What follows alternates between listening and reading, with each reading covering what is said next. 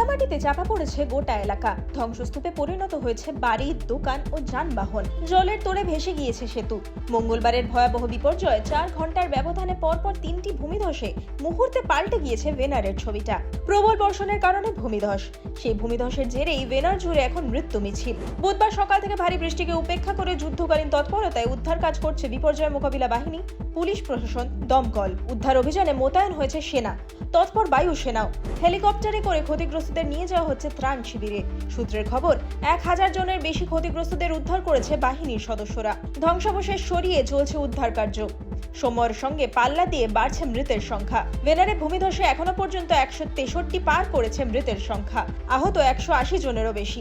এখনো ধ্বংসাবশেষের নিচে প্রায় শতাধিক মানুষ আটকে রয়েছে বলে সূত্রের খবর। অন্যদিকে ধসের কারণে যোগাযোগ ব্যবস্থা বিচ্ছিন্ন হয়ে পড়ায় বাধাপ্রাপ্ত হচ্ছে উদ্ধার কাজ।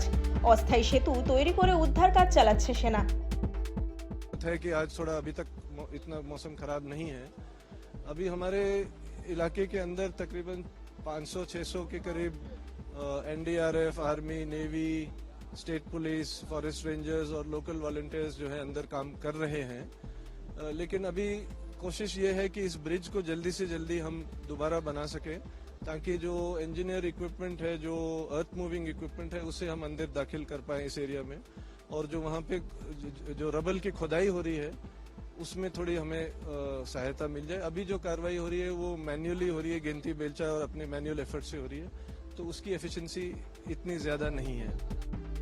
পাশাপাশি বুধবারও দুর্যোগের কারণে কেরলের বিভিন্ন জেলায় স্কুল কলেজ বন্ধ রাখার নির্দেশিকা জারি করেছে প্রশাসন। বৃহস্পতিবার পর্যন্ত ভারী বৃষ্টির সতর্কতা জারি করেছে মৌসুম ভবন। ভারী বৃষ্টিতে ব্যাহত হচ্ছে উদ্ধার অভিযান। ভারী বৃষ্টি চলতে থাকলে ফের ভূমিধসের আশঙ্কা উড়িয়ে দিচ্ছেন না বিশেষজ্ঞ মহল। বুধবার ভেনারের ত্রাণ শিবিরগুলি খতিয়ে দেখেন পশ্চিমবঙ্গের রাজ্যপাল C V Ananda Bose. I had an opportunity to visit the relief camps, talk in detail with the victims who are admitted there. There is a feeling of shock, rightly too, everywhere. But what I find is that all the volunteers, the teachers, the youth, the local people, the doctors, paramedicals, they've all risen to the occasion. Kerala is ready. India is ready to meet any crisis. I could talk to the Chief Minister of Kerala, bring the issues to the notice of the Honourable Prime Minister and also the Defence Minister. The Prime Minister is fully committed to do whatever is required for the rescue and relief operations, and the Chief Minister is coordinating it.